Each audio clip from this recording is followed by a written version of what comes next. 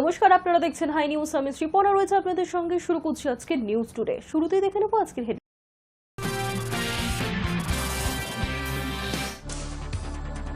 জোড়া ইস্যুতে তপ্ত বিধানসভা, শুভেন্দুর বিরুদ্ধে প্রিভিলেজ মোশনে তদন্তের নির্দেশ, বিধানসভা থেকে ওয়াকআউট বিজেপির।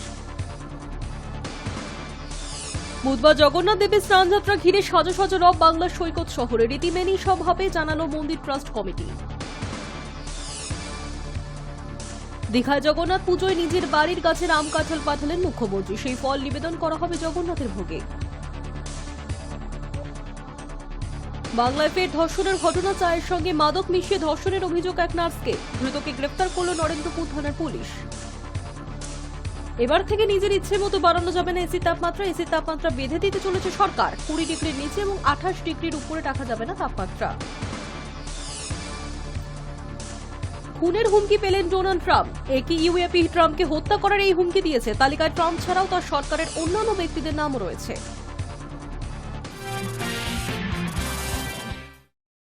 জগন্নাথ দেবের স্নানযাত্রা ঘিরে এখন সাজো সাজো রব বাংলার সৈকত শহরে।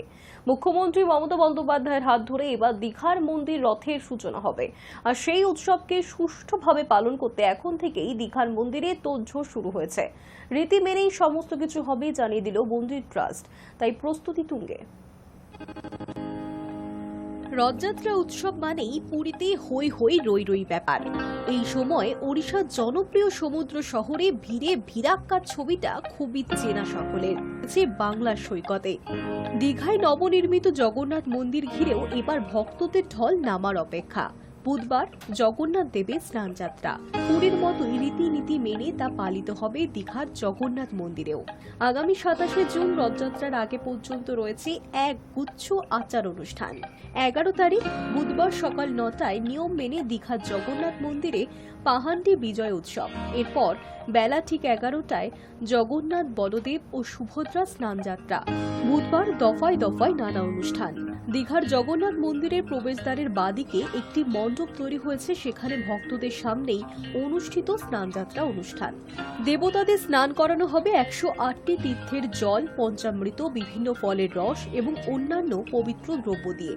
স্নানবিধির পর ভোগ নিবেদন করা হবে। দুপুর 1টা থেকে রাত 8টা পর্যন্ত গজবেশ দর্শন অর্থাৎ হস্তিবেশে রূপ দর্শন করতে পারবেন ভক্তরা। 12 জুন থেকে 25শে জুন পর্যন্ত দর্শন বন্ধ। 26 তারিখ থেকে ফের জগন্নাথ দর্শন শুরু। 27শে জুন রথযাত্রা। ওই দিন মাসির বাড়িতে যাওয়ার জন্য রথে আরোহণ করবেন জগন্নাথ, বলরাম, সুভদ্রা। আরও জানা গিয়েছে, রথে চড়ে মাসির বাড়ি যাবে নীলকাঠ অর্থাৎ দারু ব্রহ্মের মূর্তিটি। পাথরের জগন্নাথ দেব থাকবেন মূল মন্দিরে, ফলে দুটি মন্দিরেই পুজোর রীতিনীতি পালিত হবে। এই মুহূর্তে রথের আশেপাশে মোট 3টি গেট রয়েছে। তারই একটি গেট দিয়ে জগন্নাথ, বলরাম, সুভদ্রাকে নিয়ে রথ যাবে মাসির বাড়ি। দীঘায় জগন্নাথ মন্দির উদ্বোধনের পর এই কয়েক মাসেই যেমন ভিড় হয়েছে তাতে কর্তৃপক্ষের অনুমান রথে জনসমাগম হবে লক্ষাধিক। আর সেই ভিড় কিভাবে নিয়ন্ত্রণ করা হবে সেই প্রস্তুতিও চলছে প্রশাসনের তরফে। সব মিলিয়ে জয় জগন্নাথ ধ্বনিতে মুখরিত হবার অপেক্ষায় বাংলার সৈকত শহর। Hi News Network. দীঘায় রথযাত্রায় পুজোর প্রস্তুতি শুরু হয়েছে। প্রথমবার রথের চাকা ঘুরবে এবার দীঘায়। নিজের বাড়ির গাছের আম কাঁঠাল পাঠিয়েছেন স্বয়ং মুখ্যমন্ত্রী, আর সেই ফল নিবেদন করা হবে জগন্নাথ দেবের ভোগে। দ্বারোদ্ঘাটনের পর এবারই প্রথমবার রথের চাকা ঘুরতে চলেছে দীঘার জগন্নাথ মন্দিরে। তাই স্নানযাত্রা উপলক্ষেও দীঘায় সাজো সাজো রব। ইতিমধ্যেই নিজের বাড়ির গাছের আম কাঁঠাল পাঠিয়েছেন স্বয়ং মুখ্যমন্ত্রী মমতা বন্দ্যোপাধ্যায়। সেই ফল দিয়েই বুধবার ভোগ নিবেদন করা হয় জগন্নাথ দেবকে, এমনটাই জানিয়েছেন ইসকন কর্তা রাধারমন দাস। আগামী 27 তারিখ রথযাত্রা উৎসব। তার আগে বুধবার জগন্নাথের স্নানযাত্রা রয়েছে। উল্লেখ্য, গত অক্ষয় তৃতীয়ার দিন উদ্বোধনের পর এবারই প্রথম রথযাত্রা হতে চলেছে দীঘার জগন্নাথ মন্দিরে। তার প্রস্তুতি বুধবার থেকেই শুরু হয়ে গিয়েছে। সেই উপলক্ষে মুখ্যমন্ত্রী সকালেই নিজের বাড়ির গাছের আম কাঁঠাল পাঠিয়ে দেন দীঘার ইসকন কর্তৃপক্ষের কাছে। সেই ফল দিয়েই বুধবারের স্নানযাত্রা পর্বের ভোগ দেওয়া হয় জগন্নাথ দেবকে। গোটা ব্যবস্থার তদারকি করছেন মন্দিরের দায়িত্বপ্রাপ্ত ইসকনের সহ সভাপতি রাধারমন দাস। তিনি বলেন, মাননীয় মুখ্যমন্ত্রী নিজের বাড়ির গাছের আম কাঁঠাল পাঠিয়েছেন। জগন্নাথ দেবকে যে 56 ভোগ দেওয়া হবে তার মধ্যে মুখ্যমন্ত্রী পাঠানো ফলও থাকবে। আজকে মাননীয় মুখ্যমন্ত্রী উনি জগন্নাথের জন্য নিজের গাছ থেকে কাঁঠাল পাঠিয়েছেন, আম পাঠিয়েছেন, গাছ পাকা আম আর মিষ্টি অনেক কিছু পাঠিয়েছেন। আজকে ভগবানের স্নান যাত্রা আছে, ভগবানকে চান করানোর পরে ভগবানকে এটা নিবেদন করা হবে। জয় জগন্নাথ। প্রসঙ্গত রথযাত্রার আগে বুধবারই শেষবারের মতো ভক্তদের মাঝে ধরা দেবেন জগন্নাথ। প্রথা অনুযায়ী স্নানযাত্রার পর জ্বর আসবে তার, ফলে প্রায় এক পক্ষের জন্য লোকচক্ষুর অন্তরালে চলে যাবেন তিনি। তার আগেই তার রাজকীয় স্নানযাত্রার জন্য দীঘার জগন্নাথ মন্দিরে মণ্ডপ তৈরি হয়েছে। স্নানযাত্রার সময় বেলা 11টা ছিল। নির্ধারিত সময় নির্দিষ্ট মণ্ডপে বিশেষ উপাচারের মধ্য দিয়েই জগন্নাথ, বলরাম ও সুভদ্রার স্নানযাত্রা সম্পন্ন হয়েছে। রাতে গজবেশে ভক্তদের সামনে দেখা দেবেন জগন্নাথ দেব, আর তারপরেই অন্তঃপুরে চলে যাবেন তিনি। এরপর 26শে জুন খুলবে মন্দিরের দরজা। ওই দিন রথে চড়ে মাসির বাড়ি রওনা দেবেন তিনি। Hi News Network. বাংলায় ফের ধর্ষণের ঘটনা। চায়ের সঙ্গে মাদক মিশিয়ে ধর্ষণের অভিযোগ এক নার্সকে। ধৃতকে গ্রেফতার করেছে নরেন্দ্রপুর থানার পুলিশ। বাংলায় তিলোত্তমা ধর্ষণের ঘটনার রেশ কাটতে না কাটতে আবারও একই ঘটনা। চায়ের সঙ্গে মাদক মিশিয়ে বেহুশ করে নার্সকে ধর্ষণের চেষ্টা। ঘটনাটি ঘটেছে নরেন্দ্রপুর থানা এলাকার গড়িয়া স্টেশন সংলগ্ন কয়লাপট্টির একটি চায়ের দোকানে। ইতিমধ্যেই ঘটনায় অভিযুক্তকে গ্রেফতার করেছে পুলিশ। ধৃতকে বুধবার বারুইপুর মহকুমা আদালতে পেশ করা হবে। মোবাইল ফোন সহ ঘটনাস্থল থেকে বাজেয়াপ্ত করা হয়েছে একাধিক জিনিস। সেই সমস্ত কিছু পরীক্ষা করে দেখছে পুলিশ। নরেন্দ্রপুর থানার পুলিশ সূত্রে জানা গিয়েছে, গড়িয়া স্টেশন সংলগ্ন কয়লাপট্টির এলাকায় চায়ের দোকান আছে সোমনাথ পণ্ডার। সেই দোকানেই রাত 10টা নাগাদ চা খেতে যান ওই নার্স। এছাড়া ওই চায়ের দোকানের মালিকের সাহায্যেই তার স্বামীর কাছে টাকা পাঠানোর দরকার ছিল বলেও জানান নির্যাতিতা। ভিন রাজ্যে কর্মরত নির্যাতিতার স্বামী চা খেতে গিয়ে দোকানে বসে কথা বলার সময় চায়ের সঙ্গে কিছু মিশিয়ে তাকে খাওয়ানো হয় বলে দাবি। তারপরেই বেহুশ হয়ে পড়েন তিনি। বেশ কিছু সময় অচৈতন্য অবস্থায় দোকানেই ছিলেন। জ্ঞান ফিরতে তিনি বুঝতে পারেন তার সাথে কি ঘটে গিয়েছে। এমনকি তার দাবি, তার শরীরে কোনো পোশাক ছিল না। কোনো রকমে রাত্রি 2:30 নাগাদ পালিয়ে যান তিনি। পরিবারকে ঘটনাটি জানানোর পর অভিযুক্তের বিরুদ্ধে নরেন্দ্রপুর থানায় অভিযোগ দায়ের করা হয়। দোকানে এসেছিলাম 9:30 নাগাদ। আমি সোনার দোকানে গেছিলাম। ওখান থেকে আংটি নিয়ে আবার উনি আমাকে ফোন করে বলছে যে আমার দোকানে আসো। আমি বলছি কি আমার বরকে টাকা পাঠাতে হবে, তার জন্য আমি 500 টাকা নিয়েছিলাম আমার বরকে টাকা পাঠানোর জন্য। কারণ ওখানে পাশে হচ্ছে অনলাইনে কোনো কিছু ছিল না, তাই ওই দাদাটা পাঠিয়েছিল যে হচ্ছে একটু বসো, হচ্ছে রাত করে পাঠাবো। তারপরে উনি জলের সাথে একটা কি ওষুধ মিশিয়ে দিয়ে আমার মাথাটা যেন ঝিমঝিম করছে। তারপর উনি দোকান বন্ধ করে দিয়ে আমাকে ব্ল্যাকমেল করছে যে তুমি যদি চিৎকার করো তাহলে তোমাকে নিয়ে ফেলবো, খুন করে ফেলবো। আমাকে বলছে উনি মদ খান, উনি নাকি এরকম আগে অনেক ছবি দিয়েছে। আমাকে নিজে ওষুধ খাইয়ে দিয়ে বেহুশ করে ডেথ করার চেষ্টা করে। অভিযোগ দায়ের হওয়ার সাথে সাথে অভিযুক্তকে গ্রেফতার করেছে পুলিশ। নির্যাতিতার শারীরিক পরীক্ষার পাশাপাশি আদালতে তার গোপন জবানবন্দির আবেদন করা হবে বলে জানিয়েছে নরেন্দ্রপুর থানার পুলিশ। High News network. স্ত্রী ও মেয়েকে হত্যা করে আত্মঘাতীর চেষ্টা স্বামীর। ঘটনাটি হুগলির উত্তরপাড়ার। রক্তাক্ত অবস্থায় সকলকে উদ্ধার করে হাসপাতালে নিয়ে যাওয়া হয়েছে। চিকিৎসা চলছে স্বামী কাশীনাথ চট্টোপাধ্যায়ের। চিকিৎসকরা স্ত্রী এবং মেয়েকে মৃত বলে ঘোষণা করেছেন। তবে কি কারণে এই হামলা তা এখনো স্পষ্ট নয়। ইতিমধ্যেই তদন্ত শুরু করেছে পুলিশ। কাশীনাথকে জেরা করলেই রহস্যভেদ হবে বলে আশাবাদী পুলিশ। জানা যাচ্ছে, বুধবার ভোরে আচমকাই ফল কাটা ছুরি নিয়ে ছোট মেয়ে অদ্রিতা এবং স্ত্রী পায়েলের উপর চড়াও হন কাশীনাথ। এলো পাথারি তাদের কোপাতে থাকেন। এরপর আত্মহত্যার চেষ্টা করেন স্বামী।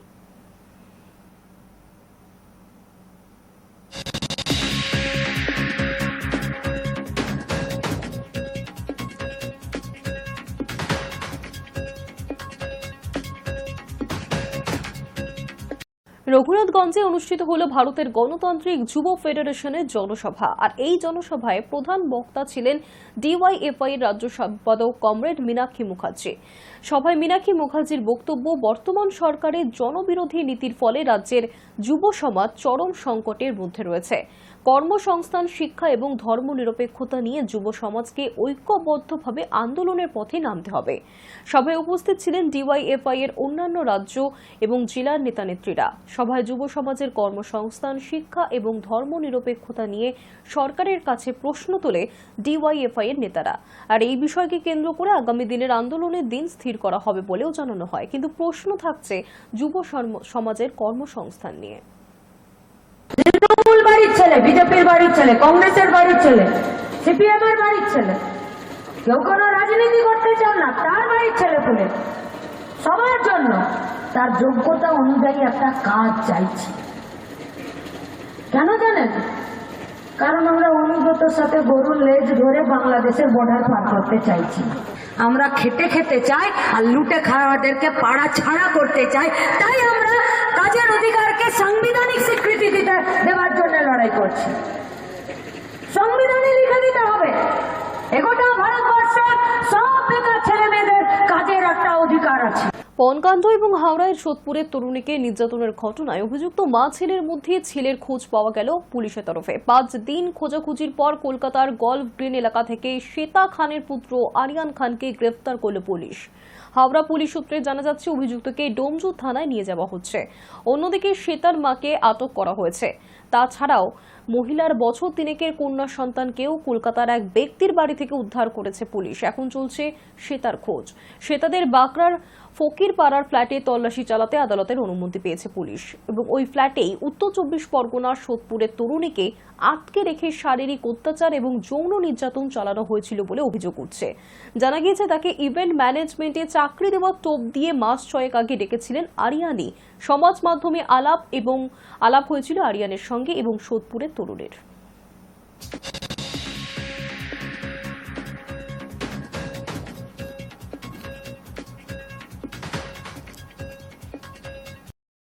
প্রধানমন্ত্রী নরেন্দ্র মোদীর সঙ্গে সাক্ষাতের আগে আরটি-পিসিআর পরীক্ষা বাধ্যতামূলক। সূত্রের খবর, কোভিড পরীক্ষার রিপোর্ট নেগেটিভ এলে তবেই মিলবে প্রধানমন্ত্রীর সঙ্গে দেখা করা ছাড়পত্র। সাম্প্রতিক সময়ে আবারও ভারতে মাথাচাড়া দিয়েছে কোভিড। দেশের বিভিন্ন জায়গা থেকে করোনা আক্রান্তের খবর মিলছে। চিকিৎসকদের চিন্তায় ফেলেছে দিল্লির করোনার পরিস্থিতি। এই পরিস্থিতিতে মোদীর সঙ্গে সাক্ষাতের নতুন শর্ত প্রকাশ্যে।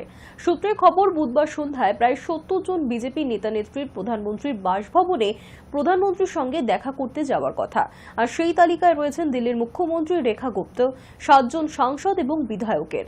আর এছাড়াও যে সমস্ত রাজ্যে বিজেপি নেতৃত্বকে নৈশভোজে আমন্ত্রণও জানানো হয়েছে। তবে তার আগে সকলকেই কোভিড পরীক্ষা করাতে হচ্ছে। রাজা রঘুবংশী খুনের ঘটনায় ঘুম উড়েছে সকলের। মধুচন্দ্রিমায় গিয়ে স্বামীকে খুন করল নববিবাহিতা স্ত্রী এবং তার প্রেমিক। বিয়ের আগে থেকেই যে সোনাম অন্য সম্পর্কে ছিল তা কি জানতো না পরিবার? আর এই প্রশ্নই যখন ঘুরপাক খাচ্ছে, তখন আর এক তথ্য সামনে, যা থেকে বোঝা যায় এমন কিছু যে ঘটতে পারে তা পরিবার জানত। পরে আমায় দোষ দিও না।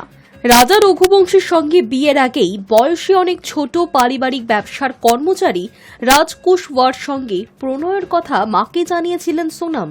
এমনকি তারা বিয়ে করতে চান এই কথাও বাড়িতে জানিয়েছিলেন তিনি। খুন হওয়া রাজার বড় ভাই বিপিন রঘুবংশী সাংবাদিকদের এ কথা জানিয়েছেন।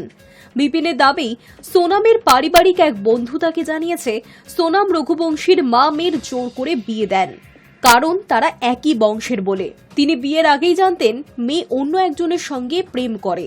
শুধু তাই নয়, মেয়ে বিয়ের আগেই মাকে হুমকি দিয়ে বলে রেখেছিল, এরপরে যা হবে তার জন্য আমাকে দোষী করবে না। সোনামের সেসব কথায় পাত্তা না দিয়ে তার বাড়ির লোক জানিয়ে দেন, তুমি যার সঙ্গে খুশি প্রেম করতে পারো, কিন্তু তোমায় বিয়ে করতে হবে নিজের জাতপাতের মানুষকেই। মধুচন্দ্রিমায় স্বামীকে খুনের অন্যতম অভিযুক্ত সোনাম রঘুবংশী, তার প্রণয়ী রাজ কুশওয়া সহ 4 জনকেই বুধবার আদালতে পেশ করতে চলেছে মেঘালয় পুলিশ। পুলিশ আদালতের কাছে অভিযুক্তদের 14 দিনের হেফাজতে চাইতে পারে। এই সময়ের মধ্যে পুলিশ অভিযুক্তদের আলাদা করে এবং মুখোমুখি বসিয়ে জেরাও করতে পারে। কারণ পুলিশ সূত্র জানিয়েছে ইতিমধ্যেই রাজ কুশওয়া খুনের ঘটনায় স্বীকার করে বয়ান দিয়েছে। সেই মতো ঘটনাস্থলে গিয়ে খুনের পুনর্নির্মাণ করবে পুলিশ। অভিযুক্ত রাজ কুশওয়া অপরাধের কথা কবুল করে পুলিশকে জানিয়েছে সোনাম খুনের সময় সেখানেই ছিল এবং স্বামীকে খুন হতে সে নিজের চোখেই দেখেছে। শুধু তাই নয়, খুনিরা শেষ পর্যন্ত এই মারাত্মক কাজ করতে রাজি না হওয়ায় তাদের নগদ টাকা দেওয়ার কথাও দেয়। খুনের পর হাতে নগদ টাকা গুজে দেয় সোনামি এবং সেই টাকাও মৃত স্বামীর টাকার ব্যাগ থেকে বের করে দেওয়া হয়। পুলিশ আরও জানতে পেরেছে যে সোনাম এইভাবে খুনের চেষ্টা ব্যর্থ হলে দ্বিতীয় বিকল্পের কথাও ভেবে রেখেছিল, আর সেটা হলো ওরকম শুনশান পাহাড়ি সৌন্দর্যের জায়গায় সেলফি তোলার নাম করে স্বামীকে খাদের কিনারায় দাঁড় করিয়ে ধাক্কা দিয়ে নিচে ফেলে দেওয়া। কিন্তু বরাত জোরে বেঁচে যাওয়ার সম্ভাবনা থাকতে পারে বলে টাকা খাটিয়ে চোখের সামনেই খুন করাই দেখতে চেয়েছিলেন। এখন আদালতে এই শিউরে ওঠা খুনের বিচার চলতে থাকবে। কিন্তু সবথেকে বড় প্রশ্ন হচ্ছে, এই নৃশংস খুনের ঘটনায় 24 বছরের তরুণীর স্ত্রী সোনামের কি ফাঁসির সাজা হতে পারে? আইন বিশেষজ্ঞরা এ ব্যাপারে কি বলছেন? অতীতেই বা খুনের ঘটনায় হাইকোর্ট কিংবা সুপ্রিম কোর্টে কি সাজা ঘোষণা হয়েছিল? বিরলের মধ্যে বিরলতম অপরাধী বা কি, যার ফলে হতে পারে মৃত্যুদণ্ড? সুপ্রিম কোর্টের এক আইনজীবী সংবাদ মাধ্যমে জানিয়েছেন, সাধারণত ফাঁসির সাজা হয়ে থাকে ধর্ষণের পর খুন, গণহত্যা, সন্ত্রাসবাদী কাজ, অপহরণ করে খুন এবং দেশের বিরুদ্ধে সশস্ত্র বিদ্রোহ, কারণ এই সমস্ত ঘটনাই সমাজের বৃহত্তর অংশকে প্রভাবিত করে। 1980 সালে বেচন সিং বনাম পাঞ্জাব সরকারের একটি মামলায় সুপ্রিম কোর্ট মৃত্যুদণ্ডের কয়েকটি রূপরেখা বেঁধে দিয়েছিল। পরে সর্বোচ্চ আদালত বিরলের মধ্যে বিরলতম অপরাধ বিবেচনার জন্য কয়েকটি নির্দেশিকা তৈরি করে দেয়, আর সেই হিসেবে ফাঁসির সাজা হয়ে থাকে কেবলমাত্র সেই ঘটনাগুলিতে যেগুলিতে অস্বাভাবিক নৃশংসতা, নিষ্ঠুরতা অথবা সমাজের বিবেককে নাড়া দিয়ে যায়। ফাঁসির সাজা নিয়ে সুপ্রিম কোর্টের মত কি? ওই মামলাতেই সুপ্রিম কোর্ট এও জানিয়েছে, যখন অপরাধীর জন্য আর কোনো সাজা যথোপযুক্ত মনে হচ্ছে না বলে প্রমাণ হয়, যেমন যাবজ্জীবন কারাদণ্ড অথবা এমন কিছু, তখনই এই সাজার কথা ভাবা যেতে পারে। এই খুনের ধরন দেখে মনে করা হচ্ছে এটা শুধু নৃশংসই নয়, সমাজের বিবেককে আমূল নাড়া দিয়েছে। ফলে আদালতের মনে হলে এবং সাক্ষ্য বয়ানে প্রমাণিত হলে একে বিরলের মধ্যে বিরলতম বলে মনে করতে পারেন বিচারকরা। High News network. খুনের হুমকি পেয়েছেন মার্কিন প্রেসিডেন্ট ডোনাল্ড ট্রাম্প। জানা গিয়েছে AKUAP ট্রাম্পকে হত্যা করার হুমকি দিয়েছে। তবে এই তালিকায় ট্রাম্প ছাড়াও তার সরকারের অন্যান্য ব্যক্তিদের নাম রয়েছে। মার্কিন প্রেসিডেন্ট ডোনাল্ড ট্রাম্পকে খুনের হুমকি জঙ্গি সংগঠন আল কায়দার। AQAP অর্থাৎ আরব উপদ্বীপের আল কায়দা জঙ্গি সংগঠনের তরফে এই সংক্রান্ত হুমকি বার্তা প্রকাশ করা হয়েছে, যেখানে ট্রাম্পের পাশাপাশি হিট লিস্টে রয়েছেন এলন মাস্ক সহ মার্কিন প্রশাসনের শীর্ষ আধিকারিকরা। মার্কিন প্রশাসনের তরফে এই বিষয়ে কোনো মন্তব্য না করা হলেও জানা যাচ্ছে, গাজায় ইসরায়েলের ধ্বংসলীলা ও সেখানে আমেরিকার প্রত্যক্ষ মদতের জেরেই এই হুঁশিয়ারি জঙ্গি সংগঠনের। সংবাদ মাধ্যম সূত্রে খবর, সম্প্রতি আল কায়দার ইয়েমেন শাখার তরফে ডোনাল্ড ট্রাম্প ও এলন মাস্ককে হত্যার হুঁশিয়ারি দেওয়া হয়। সেই হুমকি বার্তাকে সমর্থন করে একটি ভিডিও বার্তা দেয় AQAPর প্রধান আদ বিন আতাফ আল আওলাকি। রীতিমতো হুঁশিয়ারির সুরেই এই জঙ্গি জানায়, গাজায় আমাদের লোকেদের সঙ্গে যে ঘটনা ঘটেছে তারপর আর কোনো সীমারেখা থাকা উচিত নয়। প্রায় 30 মিনিটের ওই ভিডিও বার্তায় মাস্কের পাশাপাশি উপরাষ্ট্রপতি জেডি ভান্স, বিদেশ সচিব মার্কো রুবিও, মার্কিন প্রতিরক্ষা সচিবের মতন শীর্ষ আধিকারিকদেরও খুনের হুমকি দেওয়া হয়। শুধু তাই নয়, কঠিন সময় গাজার পাশে না থাকার অভিযোগে মিশর, জর্ডানের মতন আরবের মুসলিম দেশগুলির শীর্ষ নেতাদের খুনের হুমকি দেওয়া হয়েছে। এছাড়াও আমেরিকায় বসবাসকারী জনগণের কাছে আবেদন জানানো হয়েছে গাজার বদলা নেওয়ার জন্য। উল্লেখ্য, AQAPকে আল কায়দার সবচেয়ে ভয়ঙ্কর শাখা হিসেবে মনে করেন বিশ্বের বেশিরভাগ গুপ্তচর বিভাগ। 2024 সালের মার্চ মাস থেকে এই সংগঠনের প্রধান পদে রয়েছে জঙ্গি আল আওলাকি। ভয়ঙ্কর এই জঙ্গিকে বিশ্ব সন্ত্রাসী ঘোষণার পাশাপাশি আমেরিকা এর মাথার দাম ধার্য করেছে $60 লক্ষ মার্কিন ডলার। এবার এই জঙ্গি সংগঠনের তরফে খুনের হুমকি দেওয়া হলো ট্রাম্প সহ মার্কিন শীর্ষ কর্তাদের। Hi News Network. হুঁশিয়ারি দিলেন মার্কিন প্রেসিডেন্ট ডোনাল্ড ট্রাম্প। জানিয়ে দিলেন, আবর্জনা স্তূপে পরিণত হয়েছে এই শহর, লস অ্যাঞ্জেলসকে বিদেশি মুক্ত করবই। পরিস্থিতি সামাল দিতে শহর জুড়ে জারি হয়েছে কারফিউ, জারি করেছে লস অ্যাঞ্জেলসের মেয়র কারেন বাস। ডোনাল্ড ট্রাম্পের আবাসন নীতির প্রতিবাদে বিদ্রোহের আগুন জ্বলছে লস অ্যাঞ্জেলেসে। এই বিদ্রোহ দমনে শহরে সেনা নামানোর পাশাপাশি এবার কড়া হুঁশিয়ারি দিলেন মার্কিন প্রেসিডেন্ট। জানিয়ে দিলেন আবর্জনার স্তূপে পরিণত হয়েছে এই শহর। লস অ্যাঞ্জেলেসকে বিদেশি মুক্ত করবই। পরিস্থিতি সামাল দিতে শহর জুড়ে জারি হয়েছে কারফিউ, জারি করেছেন লস অ্যাঞ্জেলেসের মেয়র কারেন বাস। লস অ্যাঞ্জেলেসে সেনা নামানোর ঘটনায় প্রশ্নের মুখে পড়েছেন ডোনাল্ড ট্রাম্প। যদিও বিরোধীদের আপত্তিকে ফুৎকারে উড়িয়ে দিয়ে এদিন ডোনাল্ড ট্রাম্প স্পষ্ট ভাষায় জানিয়ে দেন, এই দিন দেখার জন্য আমাদের সেনারা বিদেশের মাটিতে গিয়ে রক্ত ঝরাননি। ক্যালিফোর্নিয়ায় যা হচ্ছে তা শান্তি, আইন শৃঙ্খলা ও দেশের সার্বভৌমত্বের ওপর আক্রমণ। বিদেশি পতাকা হাতে বিক্ষোভকারীরা অশান্তি ছড়াচ্ছে। সেনা অনুষ্ঠানে উপস্থিত হয়ে একই সুরে ট্রাম্প বলেন, মাত্র কয়েক দশকের ব্যবধানে লস অ্যাঞ্জেলেস পৃথিবীর সবচেয়ে সুন্দর শহরগুলির পরিবর্তে আবর্জনার স্তূপে পরিণত হয়েছে। পুরো এলাকা এখন আন্তর্জাতিক গ্যাং এবং অপরাধী নেটওয়ার্কের নিয়ন্ত্রণে। আমরা লস অ্যাঞ্জেলেসকে মুক্ত করব এবং এটিকে আবার বিদেশি মুক্ত নিরাপদ শহর হিসাবে গড়ে তুলব। অবৈধ অভিবাসীদের ধরপাকড় ঘিরে শুক্রবার থেকে উত্তেজনা শুরু হয় লস অ্যাঞ্জেলেসে। রবিবার কয়েক হাজার আন্দোলনকারী পথে নেমে বিক্ষোভ দেখাতে থাকেন। প্রতিবাদীদের হুঁশিয়ারি দিয়ে মার্কিন প্রেসিডেন্ট বলেছেন, যদি ক্যালিফোর্নিয়ার গভর্নর গাভিন নিউসাম এবং লস অ্যাঞ্জেলেসের মেয়র কারেন বাস তাদের কাজ না করতে পারেন, যা সবাই জানে যে তারা পারবেন না, তাহলে ফেডারেল সরকার হস্তক্ষেপ করবে এবং সমস্যাটির সমাধান করবে। দাঙ্গাকারী এবং লুটেরাদের ক্ষেত্রে যেভাবে সমাধান করা উচিত। Hi News Network. মার্কিন প্রেসিডেন্ট ডোনাল্ড ট্রাম্পের বিরুদ্ধে ফোঁস করার পর এবার ডিগবাজি ধনকুবের ইলন মাস্কের। বাড়াবাড়ি করে ফেলেছি বলে ঘুরিয়ে ক্ষমাও চেয়ে নিলেন। সম্প্রতি ট্রাম্প মাস্ক বাগযুদ্ধ নিয়ে সরগরম ছিল বিশ্ব। দুদিন আগে পর্যন্ত ট্রাম্পের বিরোধিতা করে সমাজ মাধ্যমে ভরিয়ে দিয়েছিলেন মাস্ক, আর এবার ডিগবাজি খেয়ে ক্ষতে প্রলেপ দেওয়ার চেষ্টায় নামলেন কর্তা। মার্কিন প্রেসিডেন্ট ডোনাল্ড ট্রাম্পের বিরুদ্ধে ফোঁস করার পর এবার পুরোপুরি পাল্টি খেলেন ধনকুবের ইলন মাস্ক। এক্স হ্যান্ডেলে একটি সংক্ষিপ্ত বার্তায় মাস্ক লেখেন, ট্রাম্পকে নিয়ে করা কিছু পোস্টের জন্য তিনি অনুতপ্ত। বিষয়টি বাড়াবাড়ি পর্যায়ে চলে গিয়েছে।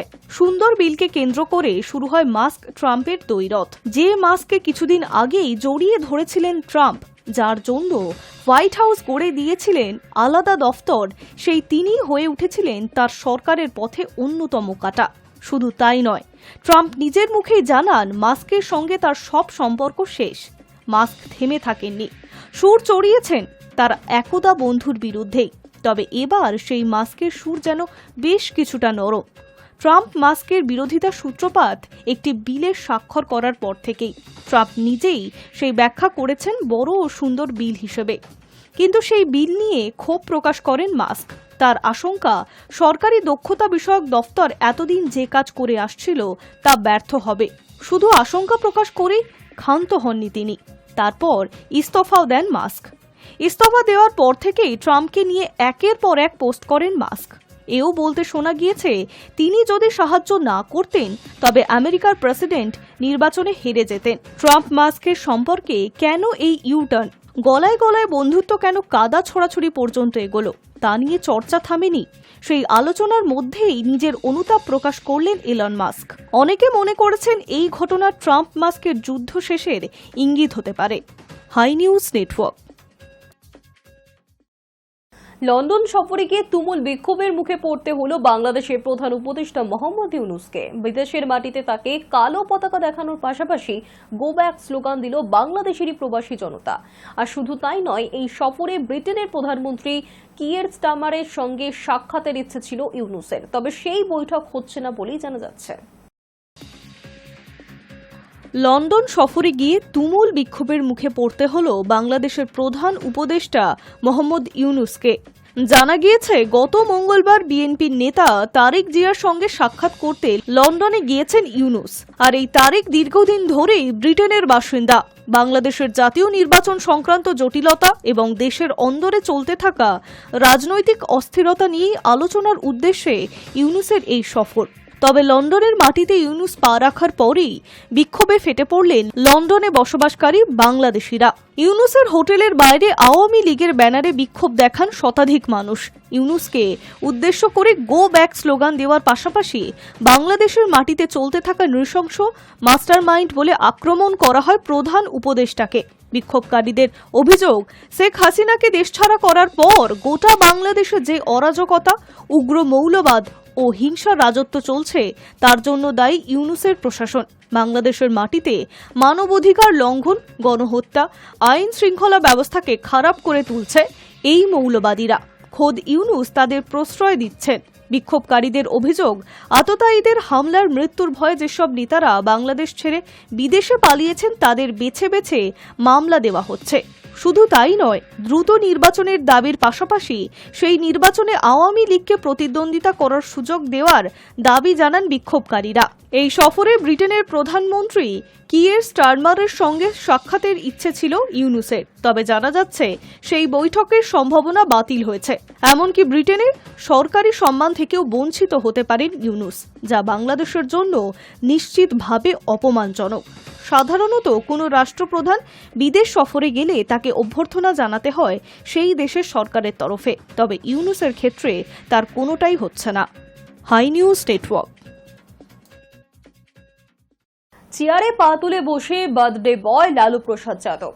ভক্ত সমর্থকেরা সামনে এনে রাখলেন বিশাল একটা লাড্ডু, চারিদিকে তার কাজু কিশমিশ বসানো, ওজন ৭৮ কেজি। বিহারের প্রাক্তন মুখ্যমন্ত্রী এবং রেলমন্ত্রী লালু প্রসাদ যাদব ৭৮ বছরে পা রাখলেন। তারপর এক কর্মী এগিয়ে দিলেন কারুকাজ করা খাপের মধ্যে রাখা তলোয়ার। লালু প্রসাদ রাজকীয় ভঙ্গিতে সেই তলোয়ার দিয়ে কেটে ফেললেন ৭৮ কেজি লাড্ডুর মাথা। লালু জন্মদিনে নাচ, গান, উল্লাস, হই হুল্লোড়ে মেতে ওঠে গোটা এলাকা। এলাকার অনেকেই সঙ্গে করে মিঠাইয়ের বাস্ক, কেক নিয়ে এসেছিলেন প্রিয় নেতার জন্য। অনেককে দেখা গেল খোলা তলোয়ার হাতে নাচতে। নিউজ টুডে এখনকার মতো এই পর্যন্তই। দেখতে থাকুন হাই নিউজ, নির্ভীক নিরপেক্ষ।